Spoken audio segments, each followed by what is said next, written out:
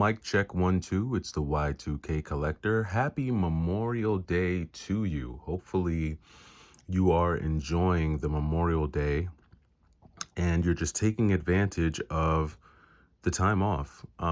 Me, myself, I am getting some work done today, but I will have some time, hopefully, at some point in the day to be able to get some solid gaming in. Now, I did want to make a quick video just talking about some of the dangers associated with trying to purchase video games online and some of the issues that a lot of folks tend to run into when trying to build their collection by shopping on either eBay or Mercari. And then I also wanted to talk about some of like one or two of the benefits that can actually come about from shopping online. So, the first thing I want to say is that my most expensive video game purchase, my top 5 most expensive video game purchases were done in person. Because when it comes to very, very expensive video games, I prefer, if I can, to make those purchases in person so that I can see the game, check for authenticity, check for condition, and everything in between so that I feel satisfied when I walk away with a purchase. A good example would be my purchase of Last Resort. There goes my copy. I have it in my collection. I have like I said, this is the bulk of my collection right here that you see on these shelves. And then I have another small shelf right over here with a bunch of little knickknacks in the corner, some of my camera stuff. But that's where the retro games and stuff are. So just going back over here, right? When you look at a game like Last Resort, that's a game that I purchased in person. Something that I would not, try to buy online just because of how, you know, how much, fraudulence and, the scams around Neo Geo games, especially online with fake games being sold. That was something that I really needed to purchase in person. However, there are some games that I just wouldn't have the ability to purchase in person because they're just either extremely rare or they're not sold here. They're only sold overseas. So a good example of that would be my copy of Hyperduel. Hyperduel is a game that was only released overseas, and because of that, there was no store near me, and there was no seller, like there was nowhere that I would have been able to walk in and buy a copy of Hyperduel. I had to buy it offline and I had to have it shipped from Japan. So that's the only way that I would have been able to get that game in my collection.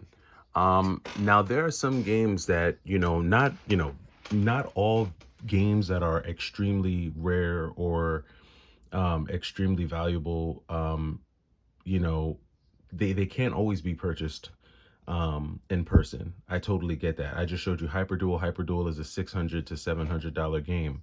Last Resort is a $700 to $800 game. So these are very, very expensive games that if I could, I would. I would definitely try to buy them in person if I can.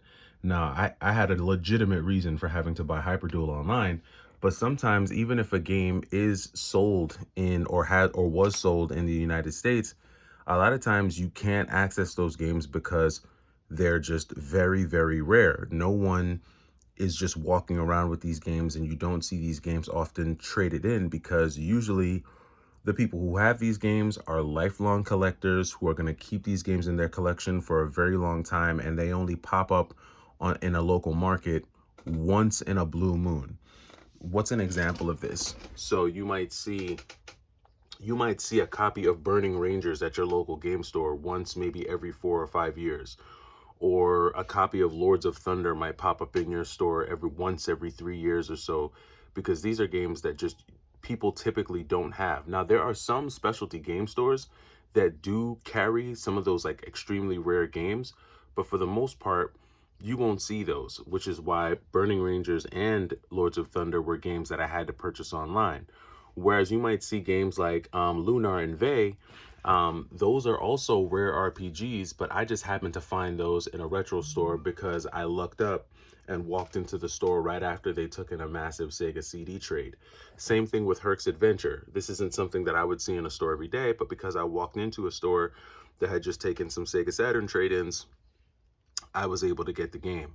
And that's how I have gotten a lot of the rare stuff in my collection, including my complete in box GameCube, Fire Emblem Path of Radiance, just different games like that, that I was able to get online. Now, for me, because I have a particular taste and I'm into a particular niche, um, you know, when it comes to like shoot 'em ups and certain beat 'em ups and things like that, I have to go the online route just because um, I'll spend a lot of time. I'll spend weeks and months going from game store to game store, going back and forth, hoping that someone will trade it in. And, at the end of 2 months, 3 months, with all the gas and time I burnt, I could have just put that towards buying it online and had the game and been playing it. And I learned that quick, right? I learned that early in my collecting journey that there comes a point where driving around searching for a game makes zero sense because I'm all that time and energy and money that I'm wasting looking for the game, I could have just bought the game and had the game. Now, I'm not saying that you go to Mercari or eBay and hit and just buy now, buy now, buy now. That's not a good practice, but you look for people who have listings that maybe have been sitting online for months, for months. And maybe it's a seller who's tired of having that posting sit on his web store. And maybe if you throw him an offer, not a lowball offer, but maybe 10, 15, max 20% off, maybe they'll be willing to give you 20% off that game, sometimes even 25% off of that game, just to get it out of their inventory. And this is a strategy that I've used plenty of times to pick up games online for deals that I think were better than if I would have found them in the store. Because people online are more willing to negotiate, and negotiating is much easier online because you're submitting offers, right? You're just putting offers in and seeing who bites, and sometimes people bite, sometimes they don't. But you know doing that online still beats the time wasted driving around. Now, don't get me wrong, some people enjoy the hunt. And if you're a person who enjoys the hunt, then by all means, get out there, continue to drive around, continue to hunt, continue to try and find the games, that you're wanting to add to your collection. Me, I don't have enough time for that. And hunting is fun, but it's not as much fun as it used to be. Back during the lockdown days when there was more time to do things like that because you couldn't do anything else, it was fun. Now, the days seem shorter and time seems more scarce. So for me, I'd rather put that time back into playing the games and enjoying them. So I'm going to get to maybe two or three things that you want to look out for when you are trying to make these purchases online, or some of the dangers that you might see. One of the first things to look out for when you are trying to purchase a game online, especially if it's a rare and expensive game, is you always want to look at the seller's rating and sales history. Everyone has their own threshold for how low of a um, score they're willing to accept from a seller on eBay. My rule of thumb, especially if it's a rare and expensive game, I'm not buying a rare or expensive game from you on eBay if your rating is less than 99.5%. I typically prefer 100%, but if it's less than 99.5%, like if it's 99%, 98%, I'm not buying from you. It has to be 99.5 or better, just because of how much money is going into the transaction. And I don't want to have to deal with sending back an expensive game. I don't want to deal with returns. I don't want to deal with any of that.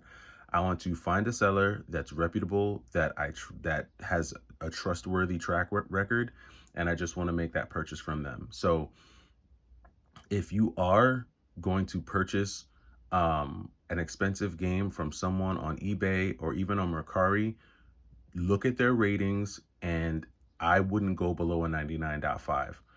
Honestly, 100% is really best. If your seller has 100%, that is going to be your best bet in ensuring that you have a clean deal, a smooth transaction, and you get a quality game in the way that it was described. The second thing that I would look out for are new sellers.